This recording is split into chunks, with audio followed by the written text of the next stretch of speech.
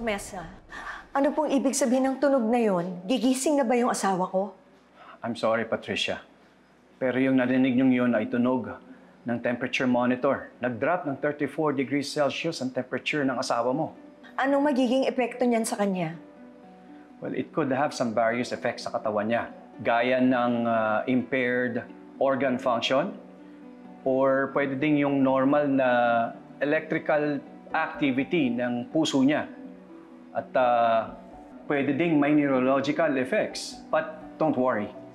Okay, magre-rewarming tayo sa kanya and we are going to closely monitor him. Thank you, Doc. Excuse me. Ayan siya!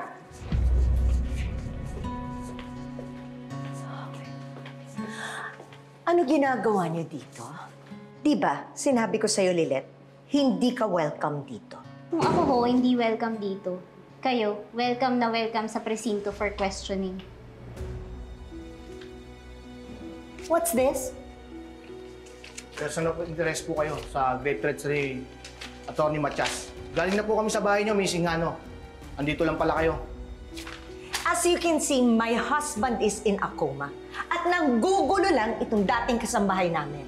Hoy, Patricia! Hindi niyo lang siya dating kasambahay. Anak din siya ng asawa mo. Kaya nga nuknukan ng galit niyo eh. At umabot pa sa pagbabanta ng buhay niya. Akala ko ho ba wala kayong pakialam sa mga legal warnings ko sa inyo? Eh bakit parang nanginginig na kayo? I have the right na tumanggi sa pagpo-question ng mga pulis. Kaya no thank you.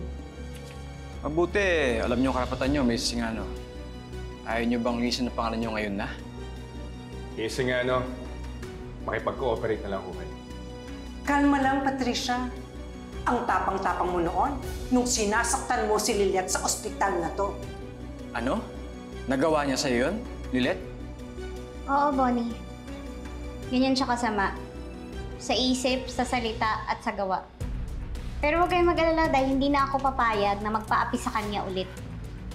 Lalo pa ngayon na nasasanay siya na laging dinadamay yung bagong pamilya ko. Lalo pa ngayon na walang kamalay-malay si Sir Ramir sa pang-aalipusta niya sa akin. Miss Ingano, makipag-cooperate na lang po sana kayo para wala na pong problema. Don't you recognize me? I am Patricia Engano. Si Sir Ramir! Gumalaw yung daliri ni Sir Ramir! Nurse! Nurse, yung asawa ko yung daliri! Gumagalaw! Bilis! Sir Ramir! Sir Ramir! Ma'am Patricia, sige na, hayaan niyo na po kung makalapit kay Sir Ramir! May karapatan siyang makita ang ama niya! Saan banda? So ngayon, maski gustong-gusto kong tuluyan yung death threat ko sa'yo, sa tingin niyo magagawa ko? Andito ako, busy, mag-alaga ng pamilya ko! Palibhasa wala ka nun, Lilet! Kaya pwede ba? Umalis kayo! Leave! Leave! Ma'am Patricia! Sir Ramir! Anak, hayaan mo na. Atty., meron pa ba kayong alam na o kakilala maaaring magbanta sa buhay niyo?